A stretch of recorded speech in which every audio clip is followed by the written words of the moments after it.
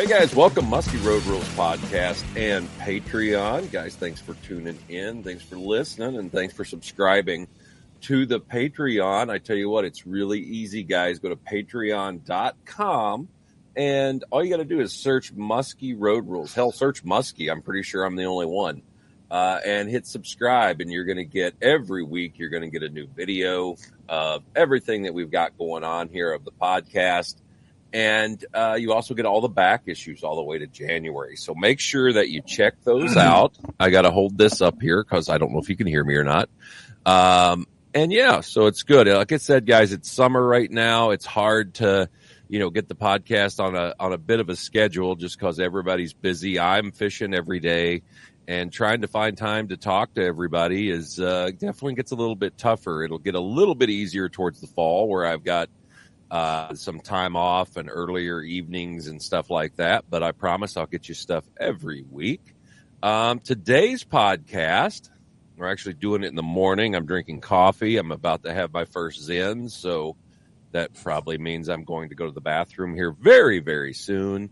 I have got Ryan McMahon. He's coming from you live from it looks like a parking lot of a Dollar Tree.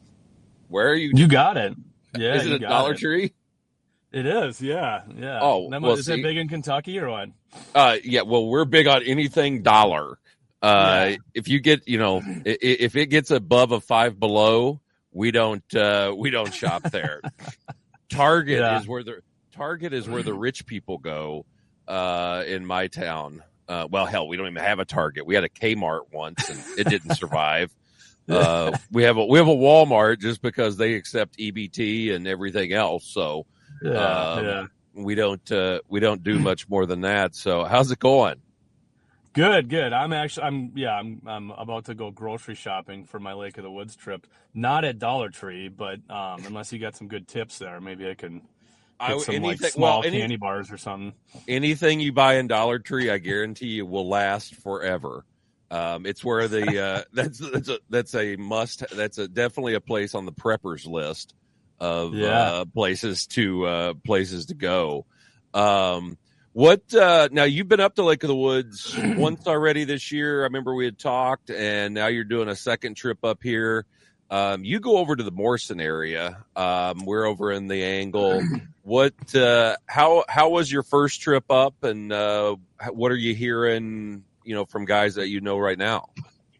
Excuse me. Our first trip was like that third week of July. I was up there for 6 or 7 days.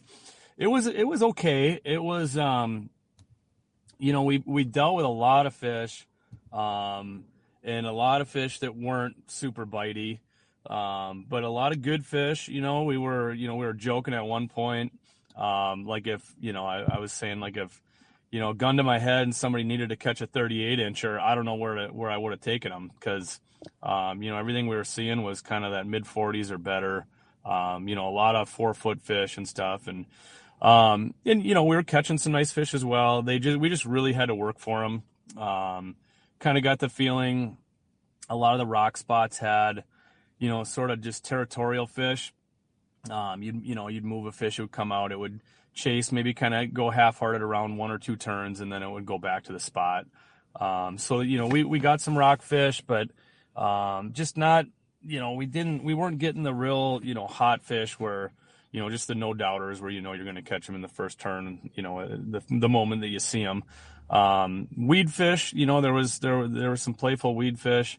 I wouldn't say it kind of felt like as we were there, like the spots that had weed fish, like there was half the weed spots had fish, half of them didn't.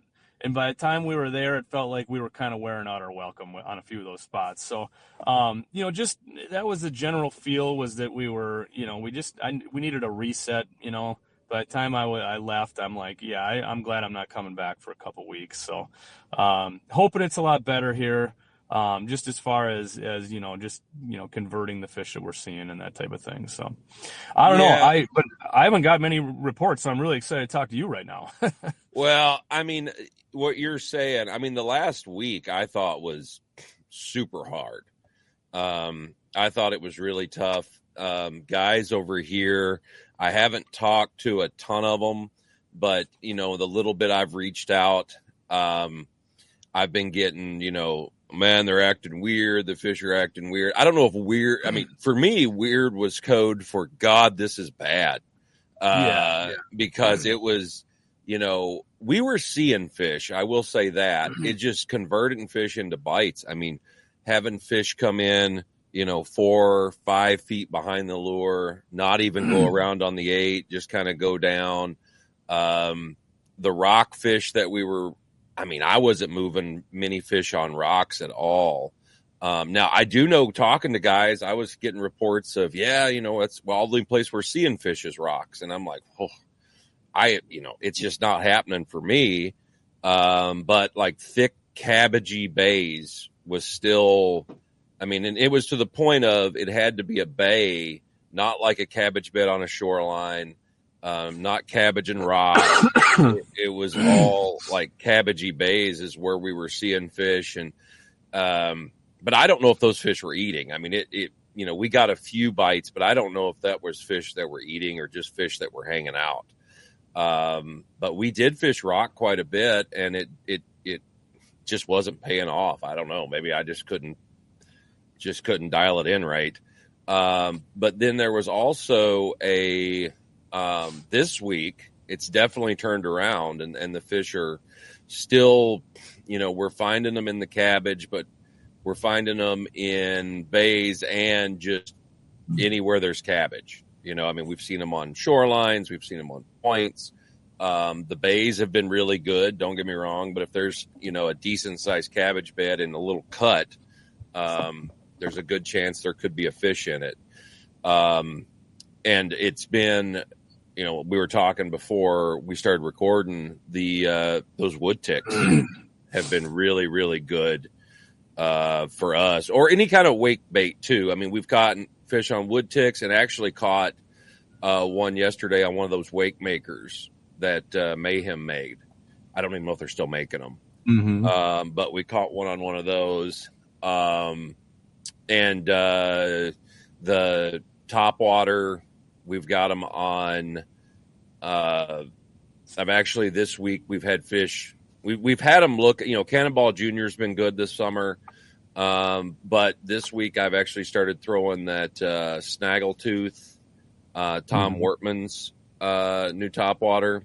And it's we got one fish on it. We did get a fish on it, and we've had fish looking at it and hitting at it every day. So that's been going pretty good. Just the regular tailbait? Just a regular tailbait, but he puts what I do on that one is take a number 6 blade and then do but the 040, the real thick blade, and put on there, and it really gives it almost a flap tail sound when it goes to the water. The one I got this year, it has just like a little willow to tick on. So swap it out, put an 040, a thick 040 number 6 blade on there, and it'll sound just like it'll sound like a combination of a flap tail and a tail bait. Nice. I like the way that he's got like a double prop, kind of like the old Dirty B, and that thing runs real fluid. I know I'm gonna like that one in Minnesota, like come September, early October. But what's been going on in Minnesota? You've reached out or talked to anybody up there? Yeah, I mean, I've been talking to some guys. I've been on like a little bit of a hiatus here, just in between woods trips. Kind of been stuck in town, and excuse me. I'm fighting. I got sick. I don't know if I got sick from that smoke or what when I was up in Canada, but I finally got some antibiotics. I think I got a sinus infection. So I don't know. You tell them to put the fans on up there or something, blow that damn smoke out of there. But it's anybody coming up. I will give the PSA. If it says wind from the north, be ready for smoke. This place is if it's any type of north component to the wind, it's going to be smoky. If you get south or any type of south, you'll be good. But if it goes to the north, just be ready. Yeah, it got me, man. I've been hurting the last couple of weeks, but no, as far as Minnesota goes, I mean, I've been hearing stuff, here and there, and I think that they're biting up north fairly decent. I think Vermilion's been pretty steady.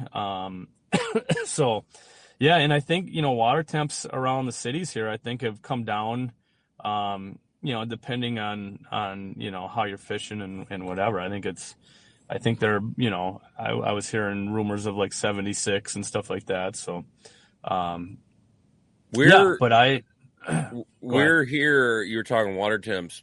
We're depending on where you're at. If you're out on the channels or, going spot to spot, there's a lot of 71 to 72 water temp. And then in the bays, depending on, real shallow, we haven't had any super hot days. Today's supposed to be in the mid up to like 84, which is the hottest we've had in a while.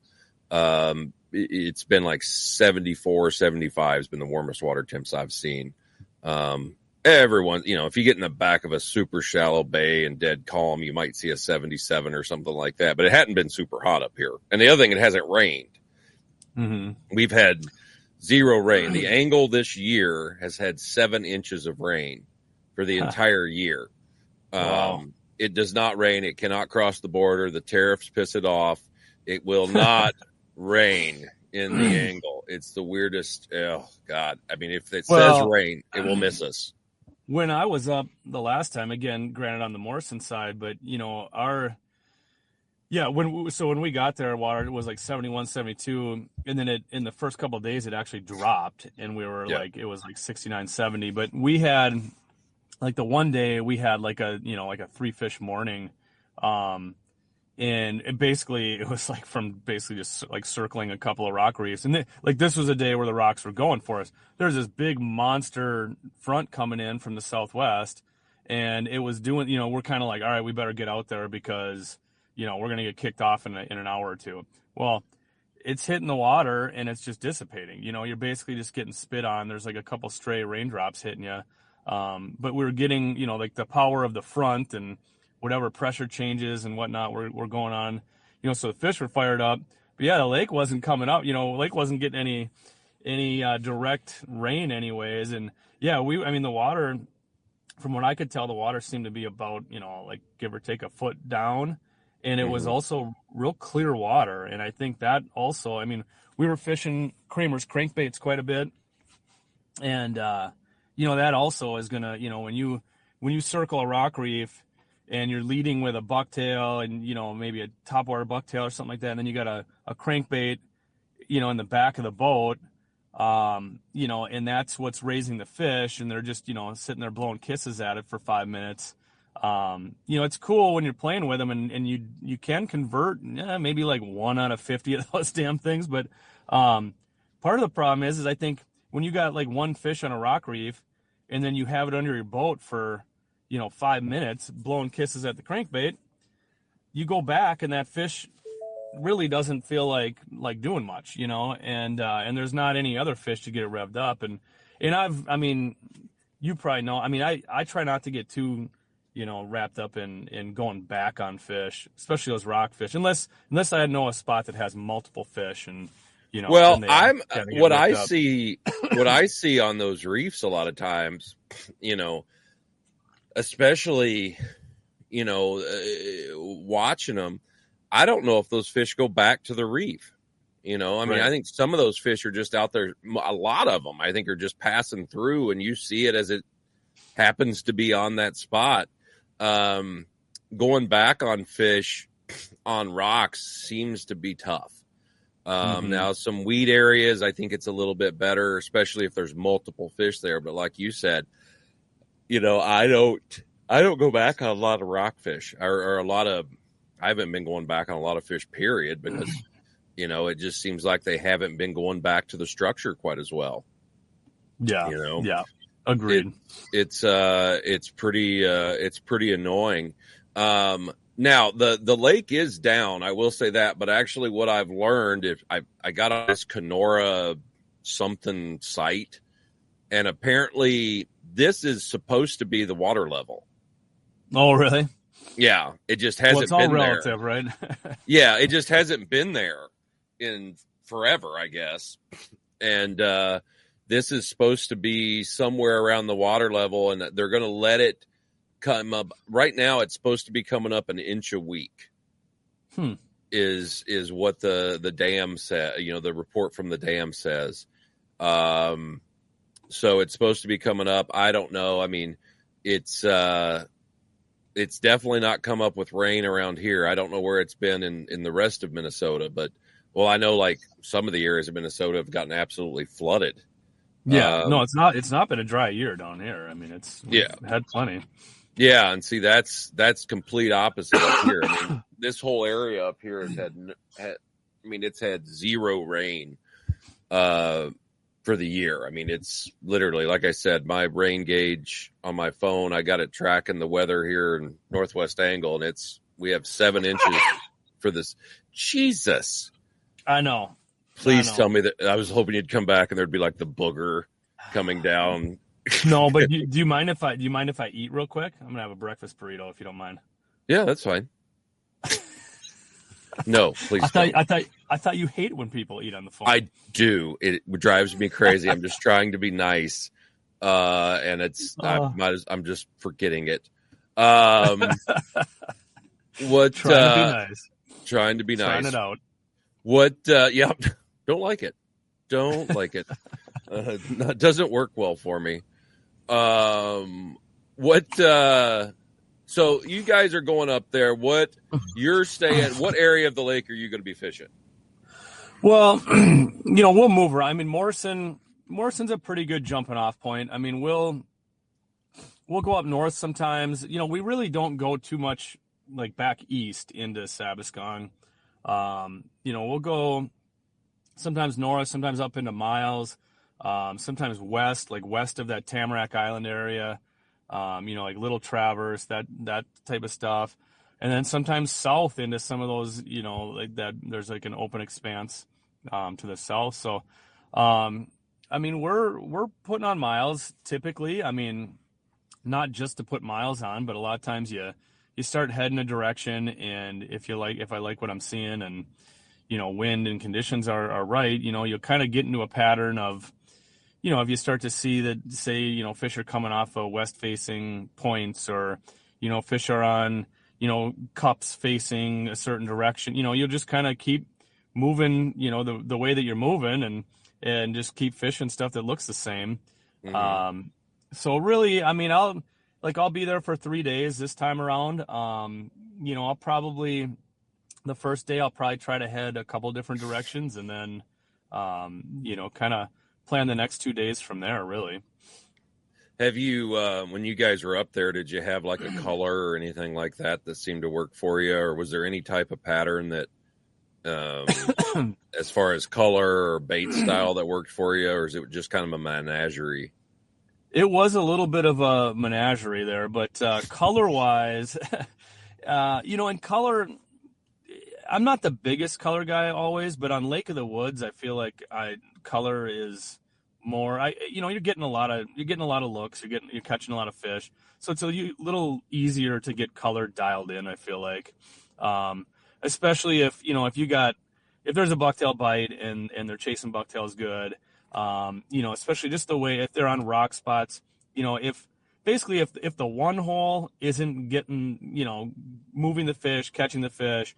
Like if the 2-hole starts cleaning up with a different color, that's kind of, that's breaking news right there. Like then it's telling me that there's either a size or a speed or a color, preference there that needs to be recognized. And we always do really well, like on the Kramer colored, the whiskey skirt. So like a gold copper skirt or whatever. We do really well, especially around sunset. As soon as that sun, not even necessarily sunset, but just from, 6, 7 o'clock in the evening on, you start creating some longer shadows down there and stuff. The whiskey was not it was not performing as well. I don't know. I mean, I don't know if it was the clear water. I don't know if it was the smoky skies. I'm not sure, but he has a laser skirt, which is kind of a black, kind of a salt and peppery, darker one, and that seemed to be doing well. And I've seen that in other, like a lot of lakes in Minnesota, as you know, like, as a lake gets zebra mussels, of course, it's going to clear up. That water is going to clear up. And I've, on a number of lakes, as they've gotten zebra mussels or been treated with alum, that's another thing that'll clear up the water. But if you get an abrupt water clarity change, into the clear side of things, I'll just throw black on black, black on black or black nickel sometimes, but just an all black skirt. And it almost felt to me a little bit like up there, it was like they just wanted that dark profile. They didn't want like the real flashy stuff. But then when we were in the weeds, we were using like bright green and chartreuses and stuff, and they like that. So yeah, it's definitely been for us the chartreusey green stuff has been good, especially moving fish. Either chartreuse blades, green blades, something with a greenish hint in it in the skirt. That all black blade with chartreuse tips is always a good one. But last night we started throwing a little orange kind of flame colored skirt and an orange nickel blade, and had some fish going on that. So I think at some point, at some time it doesn't matter, but up here you are dealing with a lot of fish, at times, and you can get it dialed in a lot better. But it's the water. Talk about the water clarity. You fished up here more than I have, for longer than I have. What kind of explain the watercolor to people. When people say it's clear, I come from clear as meaning like clear, 15, 20 foot visibility. What would you say it is up here when you were here? Yeah. To clarify, no pun intended. When I say clear on Lake of the Woods, that's a relative term. That water it's dark. I don't know if that's I don't know if it's a tannin stain. I don't know that that's the way I would consider it. It's brown. It's a clear brown. Yeah, it's when I think of tannin, I think of like a lot of Wisconsin lakes and stuff, and just that real kind of rich, brownish red, whatever. But it's a brown color, and it can get real bloomy on Lake of the Woods. If it's calm and sunny out, and especially this time of year as you turn the page into August. We're starting to get some bloom, and the wind is moving it. So, if you're in a windy area, you're going to have greener water right now, especially if it's an area where the wind's been blowing into. There is some green stuff. But now, to be honest, not yesterday, day before yesterday, both fish we caught were in the green stuff, where it was a little more stained. I don't think the green is, I don't think, it wasn't like, it wasn't like nuclear, but it was, you could only see a foot and a half down. Well, like you're saying, the nature of that lake, just the makeup of it with islands and different cups, and sometimes you think of like a little tiny cup bay, and then there's other stuff like if you zoom way out, those, some of those are big. They're big like algae catching, half moon shaped, bays and or a series of islands. So that stuff will, if it blows into an area and it just kind of sits there, it can't blow out or whatever, it can get pretty. It looks like green paint. It looks like somebody just poured a gallon of green paint out. When fishing is bad and you're not seeing anything and it's calm and it's hot and whatever, it feels like the algae bloom is messing up your fishing. And it's a real obvious, visible change to the water, but I don't think it's a death sentence. I think if it's real bad and like maybe they leave the tiny little bay they're in, they go to the next bay over. I don't think they swim across the lake to get out of it or anything. So I've caught fish on multiple lakes through algae blooms. It can be tough because, a lot of times you might not see those fish. You might not see them coming or whatever, but it's life on the farm. It's going to happen, and you got to deal with it. I think a lot of people, their tendency is to drive out of it, and if it's bothering you and you're not fishing good, that's probably the right thing to do is go find some clear water. But I don't mind that water being. I fish so much, clear water in Minnesota. I don't mind that color. I think that's why you get a lot more bites at the boat. I don't mind a little buffer zone between me and the fish. I always, when I first get up there, it's almost like I'm not sure if the water is darker or clearer up there until I start seeing fish. Once I start seeing fish in the water and kind of like the tinge to, just kind of how they look, like, are they real gold looking? Are they real brown looking? And some of that'll, depend on the fish that you're moving too. If you're moving, fish out on isolated rock reefs, those are usually going to be blonder fish, and the fish in the bays are usually going to be a little darker backed. But, I like that water clarity though. I like that color to it. I think it's a. So did you think the clear water hurt you guys this year or was definitely something different? It felt like it made it a little tougher. Yeah. Yeah. I've been hearing that over here, and I don't know, I just always go, yeah. But I have no idea. Right. I don't know if it makes that big a difference or not, but it does look a little clearer to me. I will say now you can find some areas that are dirtier with the algae, so that kind of makes it look a little bit better. And as far as if you want to be a little more camoed from the fish and camoed from the baits, you can definitely do that.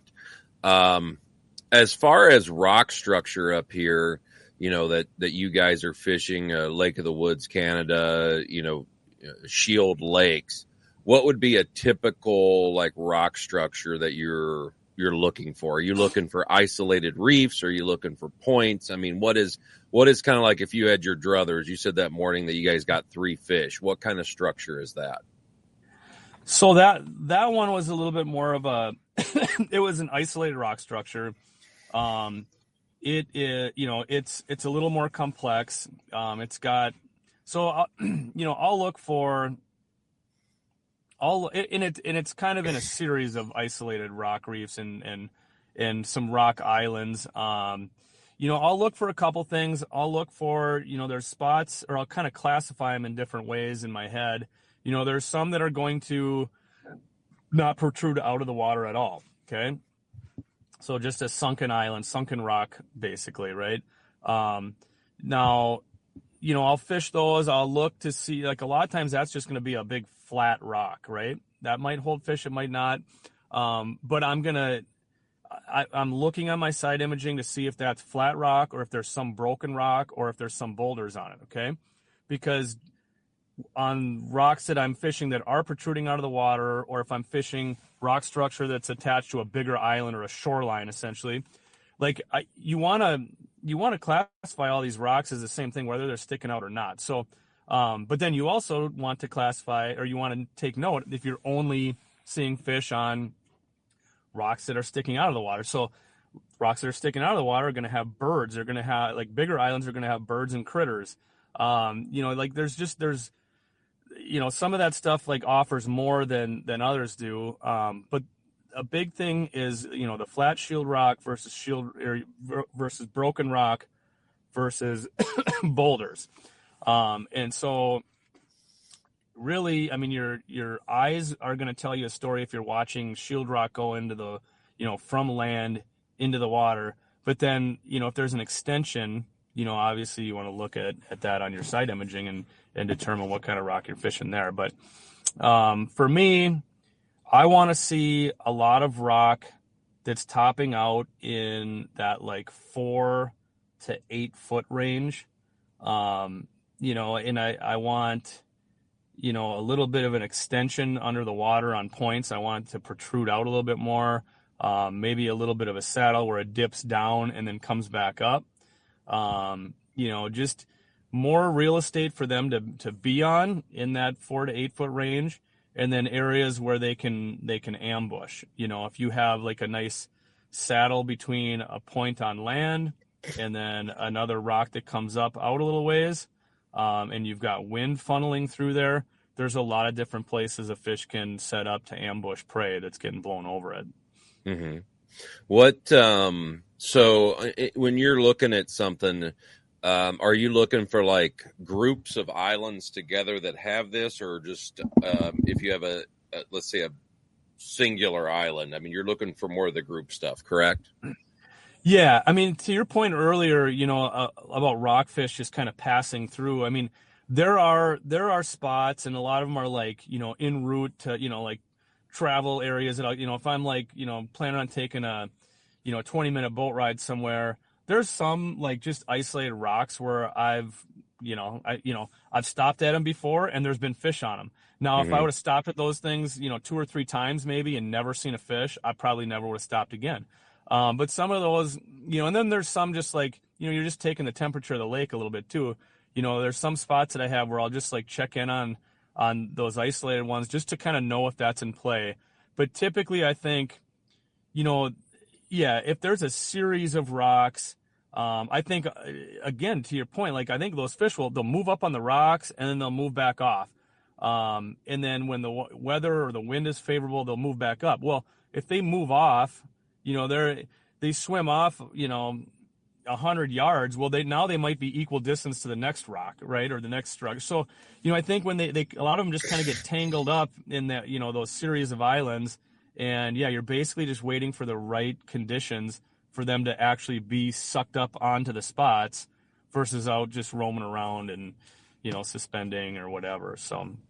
Yeah. I mean, I think these fish suspended a lot up here. I think they suspend a lot everywhere, and they just, travel around and everything. And they, the amount of structure up here is endless, which is the other reason it gives me an absolute headache, when fishing it. But the rock stuff, like I said, it's been, earlier in the year, I actually had some pretty good, there was some good stuff going on, but here lately it's been, do you fish a lot? I see over here guys, fishing just shorelines with lips on them, with like a lip that comes out 5 or 6 feet from shore and then drops. So you have like this little shelf. I see guys fishing that a lot. Are those areas that you've done well with in Canada, or do you fish those much? So more later, like I would say right now is sort of the turning point, kind of early August, first, second week of August, is where I'll start to, I'll start to fish more random shoreline, or like if I'll go to stretches where there'll be like a cup bay. So like sand. And now, cause that's the other thing, like 10, 12 years ago, like a lot of these little cups that are sandy, or like they didn't have weeds in them. Or if they did, they had that little curly Q pigtail stuff that is just no good. It's no fun to fish, and it really wouldn't hold fish very much. But so now, yeah, there's better weeds. There's cabbage. There's some coontail in some of these. So fishing these bays, and then you'll basically have, it'll a sediment change where it'll change from, sediment bottom to like broken rock. And then you'll get out to a point where it'll be shield rock. So sometimes I'll just take those stretches for a little while and try to figure out, where they are. Are they on the soft, the inner part of it, the cup bay part? Mm-hmm. Are they on the point? Or a lot of times they're in that in-between stuff. Now, sometimes you find out that there is no pattern. Sometimes you find out, when they're on that random shoreline stuff, it kind of, now you're like, well, shit, that just opened up a lot of stuff. Cause now, where do you start fishing? Where do you stop fishing? But again, I think it's really, trying to, determine, okay, they're on a shoreline, but yeah, are they on a lip? Are they on shield rock? Is it broken rock? Is there some sand there? Like, look at what's growing on the shore, look at what's on your side imaging, and then try to find, I think I feel like the really long, I've never really like fished the long ledges or the long lips, like, that are, a mile long or something like that. It just seems too random for me, I guess. But I think if they have those other elements nearby, that's where I got no problem extending the spot and trying to see if I can crack the code, doing something else. Sure. No, I get that. I was just curious. I see guys doing it at times, and not real long stretches, but let's say you've got an island that's, that's got maybe 150, 200 yard stretch of that kind of stuff on it. And I talked to some locals and some older guys that say that those are good spots over there. And, and there's some areas that guys show me and they're like, oh, this one always holds fish. And it looks like crap. I mean, it just has nothing. Yeah.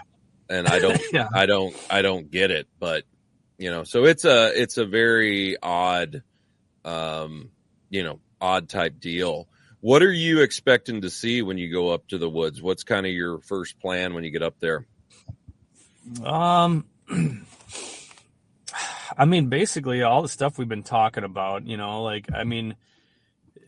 I think the stuff we just talked about, like maybe, extend, I don't like to say like fishing shorelines, but just sort of like extending the spots.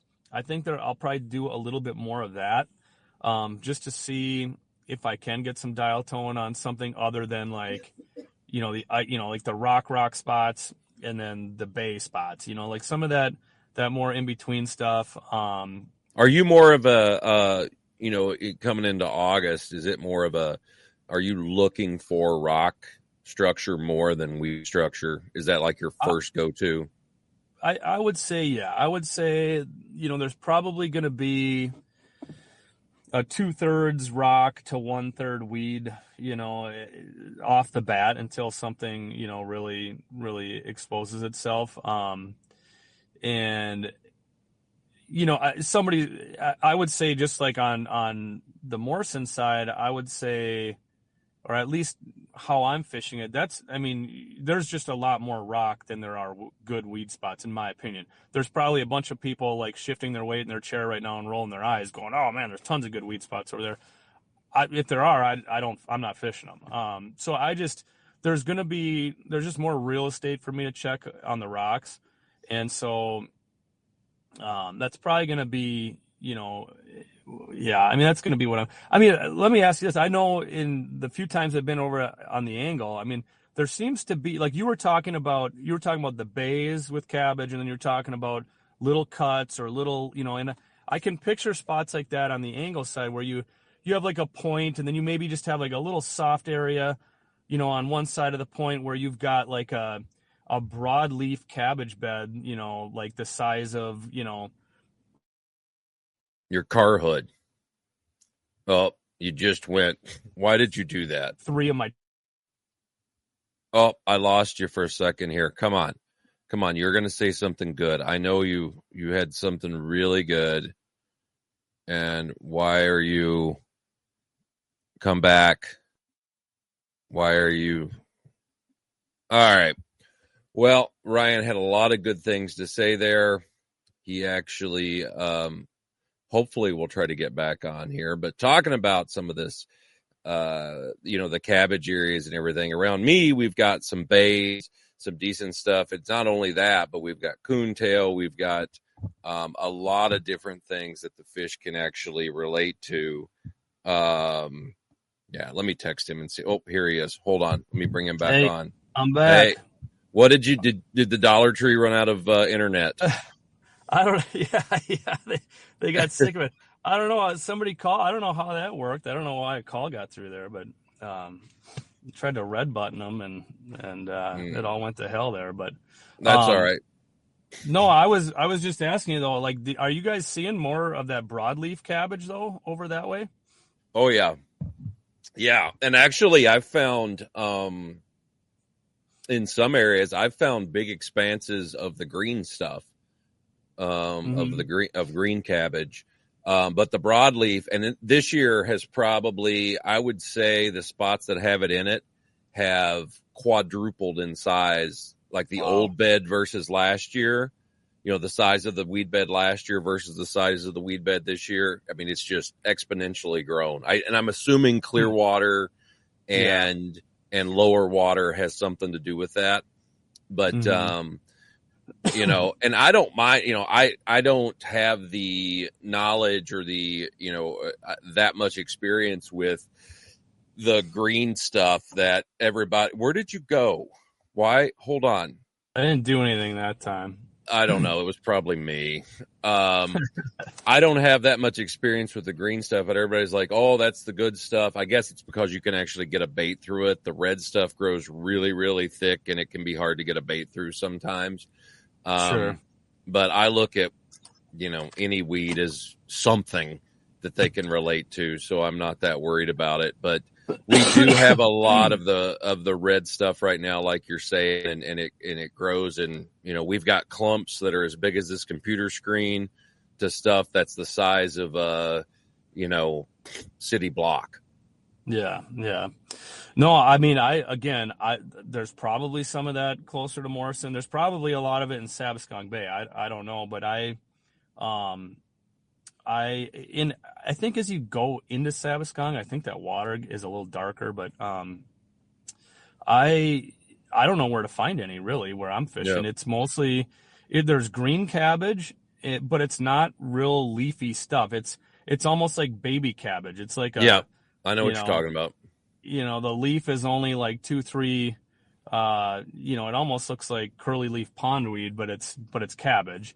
And it's good to fish through. And then there's been more coontail, kind of like some, sparse coontail. I've seen that in a few areas. So, it seems like the coontail grows out in front of the cabbage. Yeah. That's what I've seen. Areas that do have it, the coontail is definitely deeper. It grows out in front of the cabbage, and we've caught fish out of it. Sure.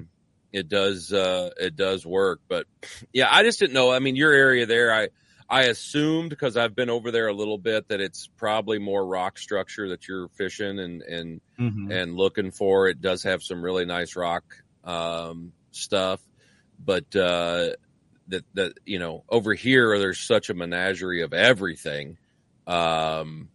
There's just so much weed, so much rock, so much all over. And like I said, we've been jumping around. The weed stuff has just been way more productive for me. Now, some guys, you could probably poll 5 different guys and get 5 different answers, whatever you're spending the most time on. It is funny though, your initial comment of people saying, I don't know, it's been weird, I don't know. That is spot on, because the people I've talked to, it's basically a lot of different ways to say my trip sucked. Yes. And that's kind of what I'm doing a little bit too. I mean, we caught nice fish. We just didn't catch as many as we normally did. We saw, I would say, as many fish as we normally would see. There just weren't as many like high octane, like high adrenaline encounters, where you're we should have had that one, That's exactly right. The fish that's coming in behind the bucktail that looks like it's attached to it, or it has that, when you see, I mean, you can just tell when it comes in, its fins are moving, its gills are opening, and you're like, well, that one's going to eat. And that's definitely the way it's been. And it's super frustrating. But I will say this week that started, we're starting to see that, which is nice. Finally. I'm really liking what I hear. I would be curious. I'll text you on your alls, when you guys, so you guys are fishing starting tomorrow. What is today? Thursday. So where are you guys fishing? I'll get up there. I mean, if we ever get off this phone call, it does take a while. No. Trust me, I got I got a kid who wants me to put together a nightstand, and I got all kinds of dumb stuff I got to do before I leave. So I doubt I'll be fishing tonight. Possibly might, get a couple spots in this evening. But yeah, fishing the next 3 days, Friday, Saturday, Sunday. Okay. Well, that'll be interesting to hear. We'll go ahead and wrap this up. Ryan, if somebody wants to fish with you in Minnesota, how can they get a hold of you? Well, my website's twincitiesmuskie.com, muskie with a Y. You can get a hold of me there. Best thing though, always, shoot me a text, give me a call, 651-206-8767. Yeah. Also check out his OnlyFans. It's man, that guy's limber. It's some good stuff there. But all right. Well, hey, good luck up in Canada. Thanks for coming on. Let me know how you guys do over there. I'm always curious because if you're doing really well, then fuck you. If you're doing bad, and I am too, then misery always loves company. So yeah, absolutely. Yeah. So no, I'll stay in touch. All right. Well, safe travels, and I'll talk to you later. All right. All right. Sounds good, Greg.